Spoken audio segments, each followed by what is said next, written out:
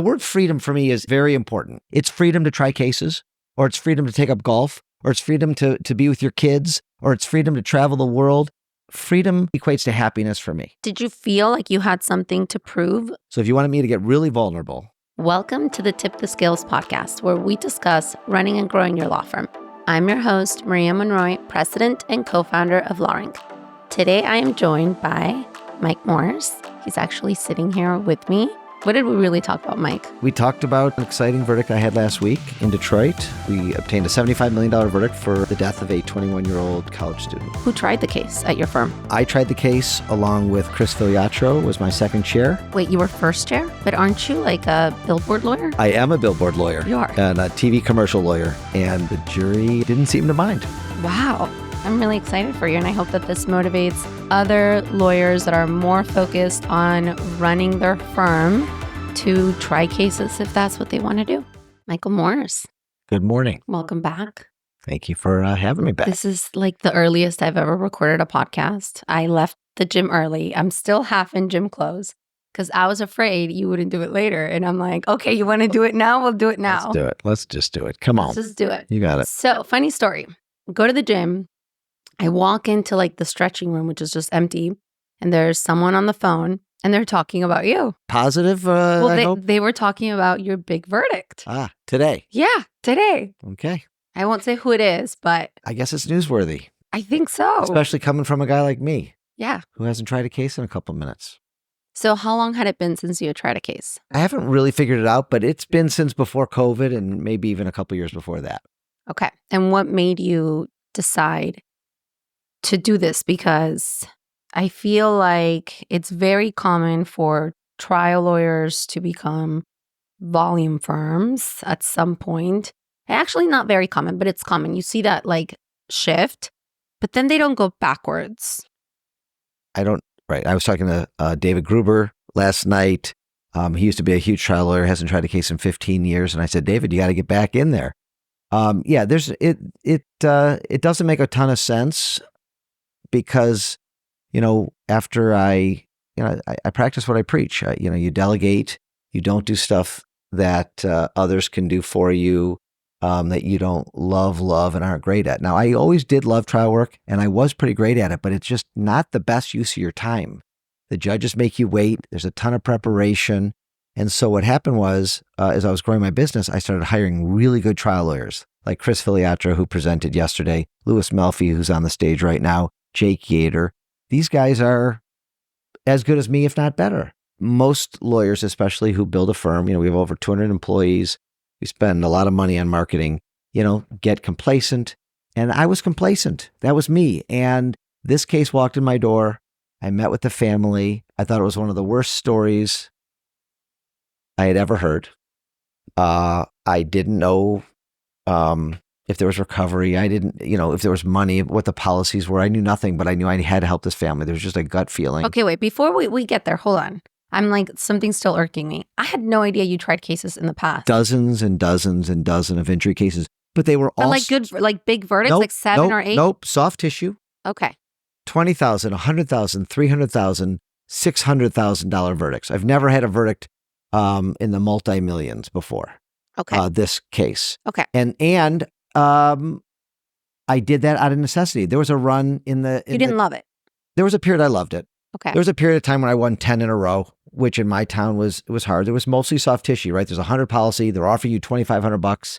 I'm like, screw you. I'm going to try this case. And I remember getting a $250,000 verdict with a 50 policy or 20. And they would pay they'd pay when they put their people at risk. But I liked it. I was good at it, but it wasn't efficient. And I was trying to grow. So I had to delegate the trial work. I still oversaw it. I still was involved. I was still mentoring. I was doing seminars. And then, I had people at my firm who loved it. And that was their job, right? I have people at my firm that their only job is to try cases. So it's been a minute. Because don't you teach firms via Fireproof, like an EOS, to do all this that you're saying? Like, go delegate. Like, you need to stop trying cases and focus on your business. Somebody needs to manage the business. I don't tell people what I do is I help people find their sweet spot. Like what they love. Yes. And what they're great at. I have a lawyer, I'm talking to them this morning, who wants to be a trial lawyer. and he wants to try cases and grow his firm. That's fine, but he also can't be on the business side of it. He needs to focus on the trials, and he needs to hire people to run the business and grow. So I am violating my rule because I am still working on my business. I'm growing my business. I wanted to try it for lots of reasons. Okay, but why? So what, like, before this case walked in the door, did you have an itch? Like, I need to do something different, like... Not a big itch. Not a big itch. So it was the case itself It was the case itself. So tell us about the case. A young man, 21 years old, in college, had an exam the next day, and he went to his friend's house. Friend he's known for 4 years, and he walked in, he says, I'm tired. I got to stay up and study. Can I have an Adderall? Buddy says, I don't have an Adderall. Another guy who was at the house said, oh, here, take this. This will help you study. He takes it. He's known this guy for about a year. And it turns out it was MDMA or Molly. And he starts feeling the effects of Molly. And he starts Googling, he starts Googling, what are the side effects of Adderall? Because he thought he took Adderall and he was feeling weird and not good, obviously. And he gave him a very high dose. Apparently, he kept giving him more and more without weighing it out. The idiot who gave him the Molly starts videotaping him and putting it on Snapchat as a joke. He's laughing. He's pouring water on him. And it also turns out he's a drug dealer. So while he's putting this out on Snapchat, people are saying, what is that guy on? And he responds, Molly and methylene. And people were buying drugs from him. People were videotaping the snaps and sending it to the police because it was so horrific. So we have about 3.5 minutes of video, horrific video with filters saying, basically this is, game over. The fuck? They never called the police. They never called 911. He dies on the floor in this nice home in a nice suburb of Detroit. 6 hours later, they call the police. Long dead. No apology, no accountability, no responsibility taken. Parents are beyond devastated. Only child, only son, Albanian family, really nice family. And the police, get involved. Prosecutor's office gets involved for lots of things that aren't interesting for you and this audience. They drop the case. Don't really know why. So then the family looks at us. So when we signed it up, there was a criminal investigation going on. We're just the civil lawyers. Then the criminal case gets dropped and they're looking at me for justice, like real justice. And I'm like, okay, but I can get you a verdict, but the kid's still going to be out. And they're like, we just need someone to hold this guy responsible. I've never had a case like this in 32 years of being a lawyer. I said, okay, I'm going to personally help you. I'm going to personally try it. I could have easily given it to others in my office. I felt compelled. I wonder, am I going to be effective, extra effective because my community now knows me. Okay. They know what's in my heart. They know my family. They know my mom. They know my dog. They know what I do for the community. We've given out over the last 10 years, 320,000 backpacks. We got a man out of prison who was serving a life sentence that for a crime he didn't commit. I got him out. We do adoption events twice a year. Like, my community knows who I am. They know what's in my heart. And I said, is this going to be effective at trial and maybe give me an edge, or is it going to hurt me at trial? You can't answer that question. You had no idea. I had to test that during jury selection because I didn't want to be a distraction. So I asked them, who knows me? All hands went up. Am I going to be a distraction here? Are you going to take it out on my clients that I am who I am, right? I'm Mike Morse. I'm on the billboards. I'm on the TV commercials. They all said no. They won't take it out on me. And, I went through the full jury instructions telling them that we were seeking a big number for justice. Does anybody have a cap on what you can award this nice family? There were some funny answers. What is he, Elon Musk? You want all that money? And we dealt with that. My kid was 21 when he died. Elon Musk was 30 when he made his first million. There was so much really great stuff here that I learned. I hired a coach to get the rust off We did a focus group. Like Did you do big data? did not do big data. Okay. I'm just learning about big data. We've never done that in my firm. Okay. I have 2 friends in Detroit who've used big data, and the results were tremendous. Yeah. We've never done it. So we actually have a presentation coming up. Somebody's showing us some Who? big. Well, one of the lawyers. Okay. So we could talk about that. I don't know Yeah. much about it, Okay. except that it's very predictive and accurate. I had John Campbell on. You should listen to the episode. Okay. Yeah. It's fascinating. Like, Yeah. so fascinating. Cutting edge. And for this the right would have been case. interesting to see what people would have. I mean, you had great results. So I went in a little naive. I didn't do research on like death verdicts, wrongful death verdicts in my state.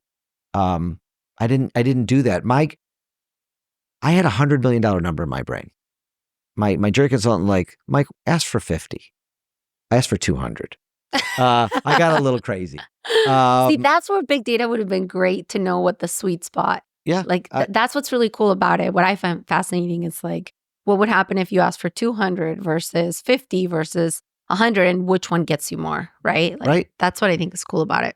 Yeah. So I'm going to learn about that and use it on the right cases. So are you planning on continuing to try cases now? So today is Tuesday. The jury came back last Thursday. Yeah. I haven't thought about it much. I mean, I'm still kind of in this whirlwind fog. I think it's going to help my firm settle cases for bigger dollars. That's really cool. I think I will probably try the right cases. We have last night at the bar, one of my lawyers was telling me about this massive death case. A US ICE truck killed my client. We have evidence that they were, the guy had 5 prior accidents. He's on the road because they need drivers, bad acts. And so, like, why not? If they're not going to pay top dollar for this family, then maybe I will come in and try another case. It was a lot of work, Maria. It was a lot of work. I heard. It was 12-hour days. I didn't eat much. I lost weight that I don't have to lose. It was stressful. I was nervous. So how involved were you? Because it wasn't just you, it was you and your team, right? In which part? The trial or in the workup of the trial? Everything. Workup of the trial, very little. Okay. I have a team who did the deps, who did the pleadings. 5.5 years. I didn't do anything in court. Right. So I kind of swooped in 2 weeks before trial, and I said, "Get me ready." You can think about the emails that came at me. My coach, my jury consultant came in. We started practicing jury selection. We started writing the opening.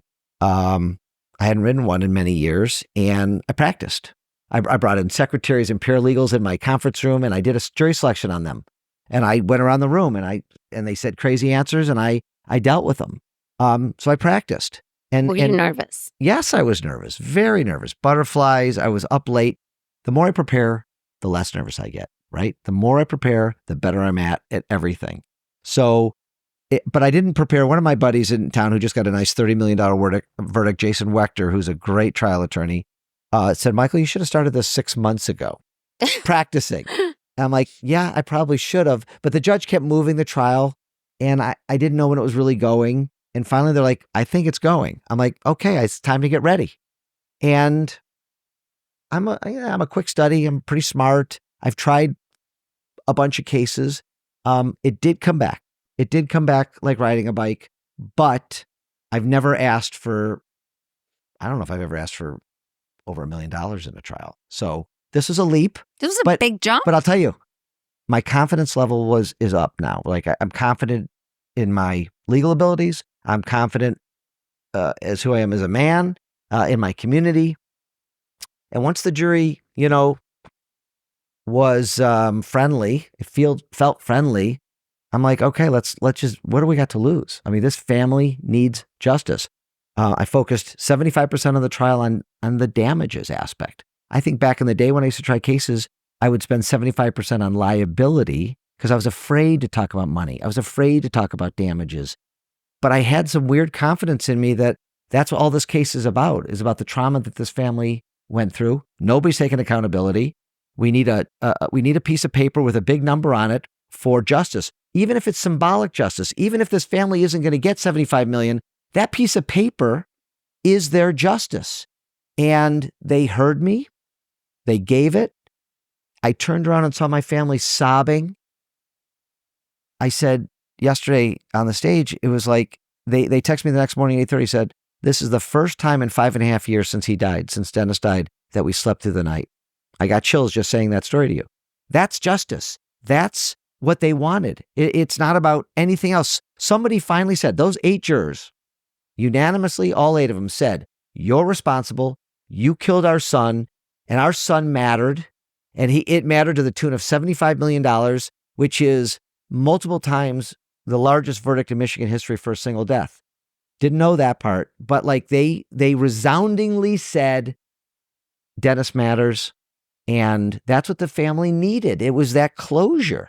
And I've talked to him every day since, and it's still sticking. Like they can like maybe move on a little bit. And I think as trial lawyers, usually I've never felt this way. I mean, this was as big as any, we get lots of cases, 5 million, 10 million. The money is fine. It's nice. The family needs it, likes it. But this was different. It was, you hear all the trial lawyers today talking about justice. I've heard that word for 32 years. It's a great word.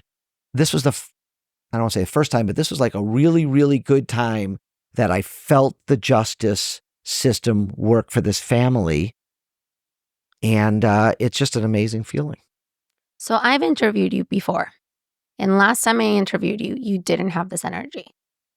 Maybe I was hungover. That very well could have been it. But you do seem like very excited and passionate about this.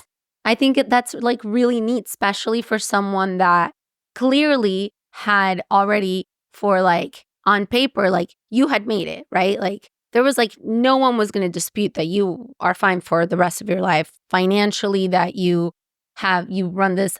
I mean, you have one of the largest firms, right? Am I crazy? No, in the country. That's what I'm told. That's okay. So that, and not only that, but then you have Fireproof and you help so many other firms. So like in terms of fulfillment, you already had it in so many different ways, right? But this, to me, the energy that I get from you is that this felt really different. It does. And I can't really explain it. I mean, you're right. I didn't have to do this. I could have had those 2 weeks to just golf and spend with my kids and not work so hard. And I thought about that. I'm like, there was times in those 2 weeks, I'm like, why am I doing this? Just to be truthful, right? I mean, I had some doubt. I wanted to do a good job. I didn't know if I could do a good job. I didn't know, because I definitely was rusty. And why? And you asked that earlier, and it's not that easy to say, because I was complacent. I have a great life. I travel a ton. I have great friends. We are helping, I think, 60 law firms grow and scale, and that's great, those relationships. But, like I mentioned, the innocent man we got out of prison last year, this case, like maybe I'm looking for more meaning in my life. I think you are. And so I will continue to look for opportunities to make a difference in my community, in the country. This verdict may open other doors to help people. And, like when I gave my talk yesterday in front of 350 trial lawyers, I encouraged them all to take a case that wasn't going to move their needle financially, but it was going to move their needle in their heart and in the minds of their community, and to show who we really are as trial lawyers. Now, I've heard that talk many times in my life. We all have. It's a little cliche. Yeah. But this was like, Maria, every state has rules for pro bono work. Every rule, to do stuff for your community, nobody does it. My firm didn't do it much until we started about 6, 7, 8 years ago in earnest. But most people don't do it. It truly feels good. And it does make a difference. And it makes a difference, first and foremost, in my heart, for my clients. And you want to help people. Every lawyer here wants to help as many people as they can. The community sees this stuff. The community hears this stuff, right? We did a press conference the day after the verdict, because my clients want to get the word out about the verdict, and they want to get the word out to the college kids going back to campuses. Don't take drugs from strangers. Don't ask for an Adderall if you don't know who it is, if you're not seeing it come out of the pill bottle. there are bad kids who are going to do bad stuff to our children. When I heard this case, I went home and I cried with my kids and I told them the story and they were mortified by it. And hopefully I scared the shit out of them so they won't do this stuff. This verdict hopefully will save lives. And that sounds cliche coming out of my mouth, but maybe it will. Parents are going to hear this. People in that audience are going to hear it. Go back. I'm scared. I'm like about to cry. I cried throughout this trial. I was asking questions. I remember why are we doing this here? I was asking a question of the dad, Jamie Tom. I couldn't get it out. I had to stop. I got choked up. Jury's to my left. I'm like, okay, am I going to cry in front of this jury? It was real. I did not sob in front of the jury, but they heard me choke up. I choked up several times. And they felt my emotion. But it was true. Like, and I don't think back in the day when I was trying cases on a soft tissue, whatever. It's hard to have that kind of emotion. I mean, you have to get your passion up. You have to like your client and put their best case forward. But this was not hard to feel. And I every time I talk about kids and my kids, it's emotional. And if somebody goes back and talks to their kids and it makes them not have a stupid choice. I mean, I'll ask somebody for a Flexeril or I've tried Adderall. I didn't have a prescription. I admitted that to the jury. I told the jury that during jury selection. I'm that guy. I've done it. And I didn't know this. I didn't even think that somebody could give you something that's not the thing you're asking for. I think stories like this can make our country better, can make my community better. And I think I will look for cases like this and where I can help, where I can make a difference. I love it. And when my kids are older, I'm literally going to have you FaceTime them. Fine. I'm dead serious. And you're going to tell them about this case. I'll scare the pants out of them. Thank you. I'm really going to appreciate that because my son is turning 12 this year. So it's like not getting too far. close. Yeah, it's getting close. And I'm not kidding. Okay, fine. Cool. You got my number. You got my cell. I know. Yes. Okay. So, but I want to hear a little bit more about the case and excuse my ignorance. All of you know I'm not a lawyer, but I assume this kid had to be there at trial. Yes. What was that like? Awkward. There was 3 defendants. There was 2 other kids. I keep calling them kids. They were 21-year-old adults. One was a homeowner, and 2 of the idiots were giving him the drugs and laughing in the background. They sat on the same bench as the parents behind the counsel table. It was awkward. And I told my clients, this is going to be awkward. You don't have to talk to them. You don't have to look at them. Don't yell at them. Don't trip them. But they're going to be in the courtroom. Now, I kind of expected their parents to be there. They didn't bring friends. They didn't bring parents. They didn't bring parents? No, their parents hired good lawyers, good defense attorneys to defend them. But they didn't show up. The parents did not show up. The kids showed up. But you don't think that's weird that the parents didn't show up? I was wondering where they were. And I can only guess where they were, but they raised kids like this. But then it kind of shows because why aren't you there? Yeah. And these boys pled the Fifth Amendment throughout the trial, which was my first time. We asked them, one of the better arguments I came up with, and it's not a tricky argument. Like, there was 4 people in the house that night. Okay, 1 died, and the other 3 are in the courtroom, and we still don't know what happened because they're not talking. They could give this family relief right now. They could apologize to this family right now. They could say why they didn't call 911 right now, and none of them did. So this jury, you can't use the word punish, but the jury had to punish them, had to find them responsible. We couldn't say certain words, but we implied punish them, hold them responsible, make a statement, let the world know. You can't say any of those words, but you got to paint pictures, and you got to let them know that this family needs you to do justice. And my final words to the jury in my rebuttal was something like, I've carried the burden of this family for 5.5 years on my shoulders. And it's time for me to take it off my shoulders and give it to you 8 people to carry this torch to the end.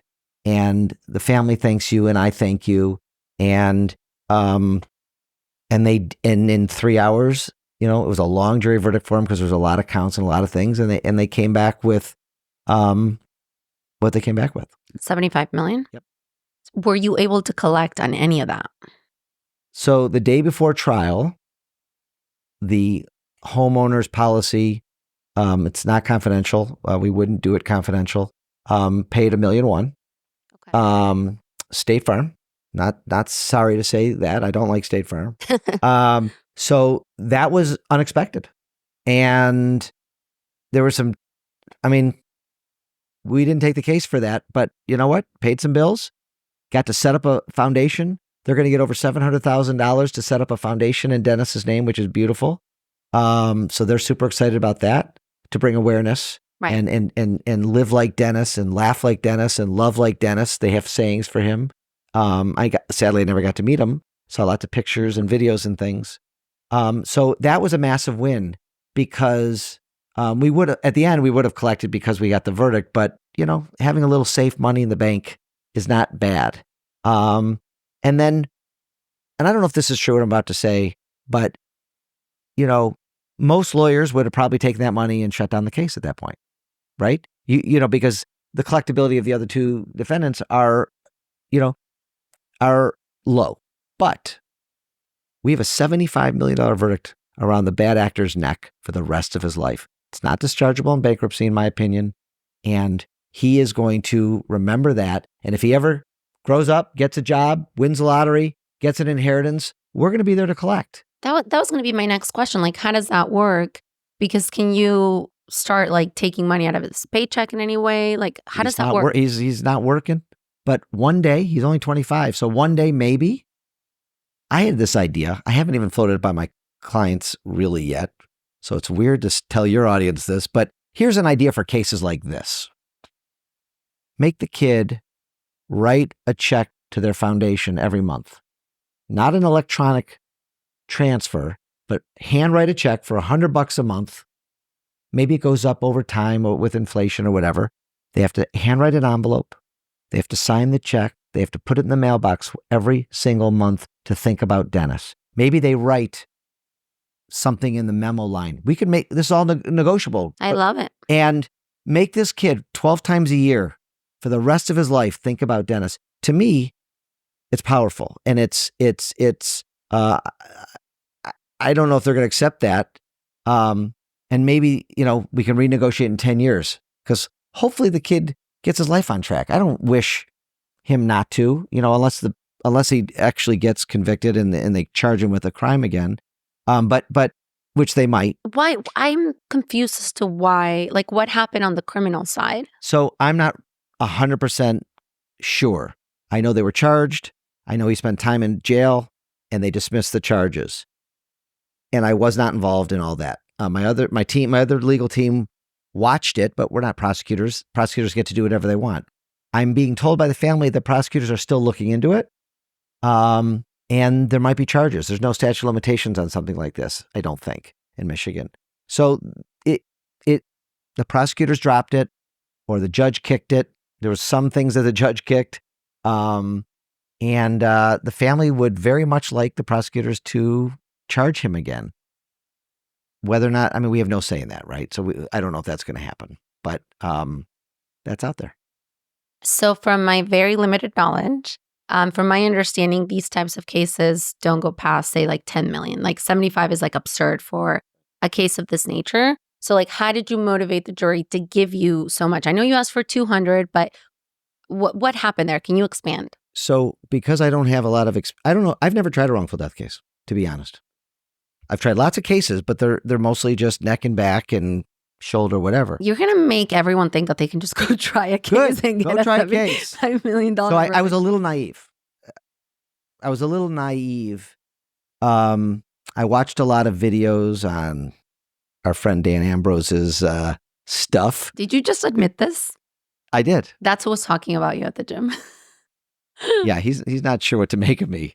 He's like, who the hell are you coming in and getting a $75 million verdict? You're not Nick Rowley. You're not Brian Panish. You're not Rex Parrish. I'm like, dude, I don't know. I'm He not was speaking highly of you, okay. though. Good. Yeah, no, it wasn't anything bad. I wouldn't have said it if it was. Not online, at least. The truth is, he has nice content. So I watched Nick Rowley jury selection. He taught me some stuff. I watched Rex. I watched Brian. All true. And so, like, literally, I'm learning the week before trial. It's a little embarrassing to say. I'm not even sure I want to keep talking. I love this. Nobody said what to ask for in a wrongful death case. But I thought, why is this kid's not worth life, not worth 100 million, 200 million, 300? If it was my kid, there's no money. There's no amount of money. Billions, trillions, gazillions. So I'm like, all right, I want $100 million verdict. How am I going to get there? So I've saw some of these amazing trial lawyers, they'll talk about sports players signing a $240 million contract, or they'll talk about this art sold for $300 million. And I'm like, well, what's the Mona Lisa? The guy Austin Bruce, who's helping me put together my PowerPoint for my closing, put up the Mona Lisa when I said art. My jury consultant says, it's cliche, don't use art. I said, you know what? I'm going to use the art. Anyway, my gut was like, art, everybody understands. So I Googled that morning, what is the Mona Lisa worth? What do you think the Mona Lisa is appraised at? $1 billion? 840 million. Very, very close. I was shocked by that. My team thought 250. So, and I got to the jury trial. So Dan, you want to hear something funny? I don't want to screw up your cameraman. He said, if I tell this story, I have to stand. But should I stand? Can I stand? Yeah. So to the jury, I said something like, ladies and gentlemen, in wrongful death cases like this, I'm not sure why we as Americans undervalue human life. It's just something that happens. We pay sports players hundreds of millions for their contracts. People buy cars that are worth multi-millions of dollars. And even the Mona Lisa that you can see here on the screen is appraised for $840 million. And I want you to imagine that you're standing, that there's a 75-year-old man standing looking at the Mona Lisa in Paris in the Louvre. And I've been lucky enough to see the Mona Lisa. It's actually not very big, but imagine it's almost closing time and there's a man just being mesmerized by the Mona Lisa, and the building immediately gets engulfed in flames. And the Paris fighters are about to run in, and they have about 10 seconds to save either the man or the Mona Lisa. Which one do they save? And I pause and I look around, and they're like waiting for my answer, like they don't know the answer. I'm like, of course they save the man, because human life is way more meaningful than a piece of art. So I'm not sure why Denis's life isn't worth $840 million, but today I'm going to ask you for $100 million for compensatory damages and $100 million for exemplary damages. And then I went on to, I'm taking the burden off of me. I'm giving it to you. I sat down, and within a few hours, they awarded the $75 million. And I think that it put it in perspective. Yeah. You anchored them. I anchored it with the 840. Yeah. And I got this. I did not. I mean, I read about this. Everybody kind of uses a way, but I told my own story. I ad-libbed a little because I have actually seen the Mona Lisa. I talked about, why don't, I know. And I also said that if the Mona Lisa was in this courtroom, the parents would rather have their son back than the Mona Lisa. I actually said that. If they could take that off the wall and hand it to the parents, they don't want it. They want Denis to walk through the courthouse. And you could talk about, but there is no magic. There is no, I didn't do it in this trial, but I've done, there just isn't magic here. We wish there was magic. We wish we could wave a magic wand and Denis would walk back in the door. But all we have is money justice. That's all we have. That's all our jurisprudence system is built on, is money damages, as crappy as that is. That's all we can do. And this family needs that piece of paper. And you can't think about, Miss Juror Monroy, you can't think about whether or not it's collectible, because there's been no evidence whether or not they can afford to pay. And because there's no evidence, there's a jury instruction, and I showed them the jury instruction that you can't argue, you can't discuss things that weren't in evidence. There was no evidence that they can't afford to pay this. That means if one of you jurors if one of the jurors in the jury room talk about how are they going to pay, and I knew this because of my focus group, because they all said, how are they going to pay $100 million? So I argued very strenuously, you can't talk about it. And if one of you talk about it, somebody else has got to go tell the judge that there's misconduct going on in the jury room. And I was strong about that because I knew that that was going to be the first things out of the mouth. Morse wants $200 million. This is a 25-year-old kid. How are they going to pay it? It doesn't matter. This was about that piece of paper and justice and responsibility. And it just resonated. It makes so much sense to me. I believe it in my bones. I sold it. They believed me because it's truthful, right? Human life is really valuable. And this was really bad shit that they did to him. Absolutely. So they punished him. I have two questions. One, when you were talking about the Mona Lisa versus a 75-year-old man, is there a reason why you gave them that age? There was a 75-year-old man in the front row of the jury box, and he was staring at me the whole trial, and he was a great, great guy. He's nodding at everything I'm saying. Okay. And I wanted to say, even a older man is worth more than the Mona Lisa. Yeah. More than a 21. I don't know. I said 75. That's what I was wondering. Yeah. Okay. I don't know why it just popped out of my mouth. And then I have another question. Yeah. So as I'm hearing you talk about this trial, it sounds to me like you were like in your element, like you were authentic, you were yourself. And earlier today, you said to me that you feel confident as a man. Like, do you think that played a role? Like, were you this confident 5 years ago? 1,000,000% I was not. And, I'm older. I'm more mature. I don't know if I had this much gray hair last time I tried a case. Back in the day, it's like I had to win or else my life would be over, right? This one, I felt pressure for the family, but I don't know. My perspectives change. Things are different. And I am encouraging others to try more cases and at least, get out of their comfort zone and shake it up. It's only been 5-6 days. My worldview is a little bit different now. I do have more energy. I'm excited. I love, that we're talking about this. Things have shifted. I don't know. I mean, maybe I'll try 2-3 a year. Who the heck knows? But if my team thinks I can be valuable and I can help bring justice to our clients, I will be involved more. I liked it. If I can get behind the cause and it's meaningful, why not? For me, I just keep thinking of, okay, you're super successful, one of the top law firms in the country. You have fireproof. You've helped so many law firms. Like, I feel like you really, and again, I don't want to put words in your mouth, but like you must have been looking for that meaning because financially, like you're set for life, right? And I know we touched on it a little bit already, but can you talk about that? Because like, maybe I'll just ask you like point blank, like, does having money, like that much money at some point, it's like not fulfilling anymore?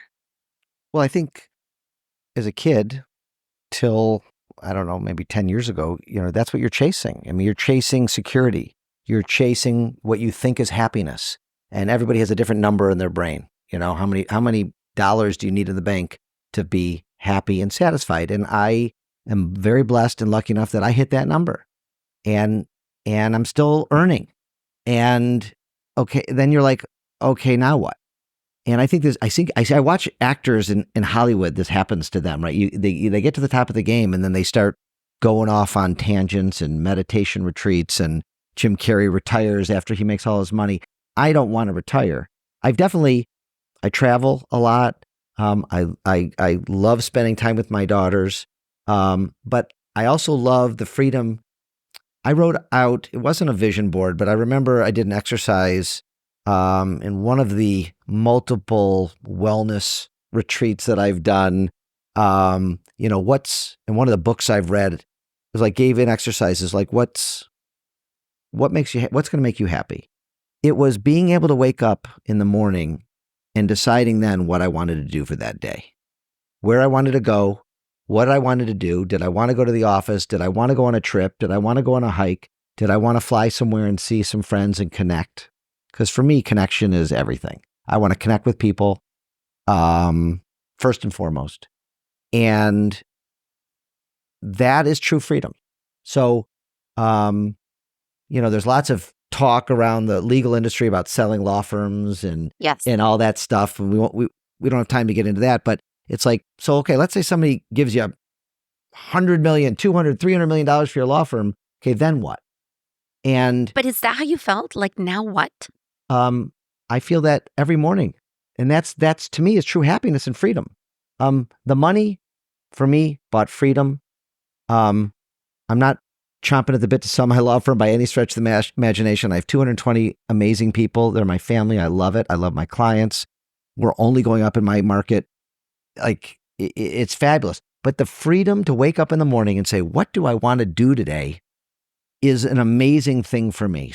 And this is what you wanted to do, this trial, help this family get justice. And the beautiful thing is I had freedom to say, I'm trying this case, guys, step aside, help me, my team at the office. And they're like, go for it, Mike. And my firm was so supportive. The day after the verdict, Maria, we went in, 200 of my employees were wearing, our law firm t-shirts, Mike won for me, or, cute red shirts. The love, the support, the admiration, the shock that people's like, oh, Mike's got a future in the law, or funny comments like that. But anyway, the word freedom for me is very important, and it's like, that's what my goal was. And when I teach Fireproof and I teach about how to delegate, it's freedom to try cases, or it's freedom to take up golf, or it's freedom to be with your kids, or it's freedom to travel the world. Freedom equates to happiness for me. Now, did you feel like you had something to prove to like the trial community? That's a good question. So if you wanted me to get really vulnerable. I do. Over the last 15 years, I've definitely been more of a CEO type, managing my law firm, growing my law firm, than in the courtroom and doing depositions 50 hours a week. Definitely changed. First 15 years of my practice, I was doing 20 depositions a week, trying lots of cases, hiring everybody, firing everybody, the whole thing. And so I would hear snippets from people. It felt a little disrespectful that I was no longer a trial lawyer and I'm a businessman. Now, I always said, that's a badge of honor, and screw them and F them. And did it hurt a little bit? Maybe a little bit. Okay. And somebody and I were talking after this trial, and was there a little redemption? Was there a little, I'm not, how could there not be? Right? It had been a lot of years. And, my community was texting friends of mine, my jury consultant, like, is Morse really trying a wrongful death case? And I mean, that was my first thought, like complete honesty. But that's okay. I see it. I see exactly what I did. I wrote a book on it. I lecture, I coach, and that's okay. So did it hurt my feelings a little bit? Yes. Did I have something to prove? I don't know. That didn't come into the equation, but maybe subliminally, did I still have it? Can I still do this? Can I be effective? And the answer was a resounding yes. Well, and not only that, it's not like you were a trial lawyer that was getting like 8-figure verdicts and then you took a 5-year break and then came back. This was like you went from like 0 to 100. Like it was like, I mean, people are like in shock. People are in shock. And probably, a lot of my competitors aren't happy.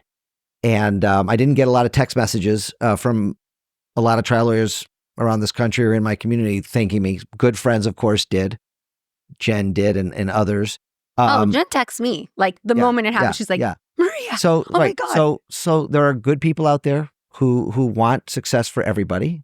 And then there's jealous, envious shitheads out there who don't want success for others. Yeah, we don't care for those people. And let those people live that way. Agreed. Tight.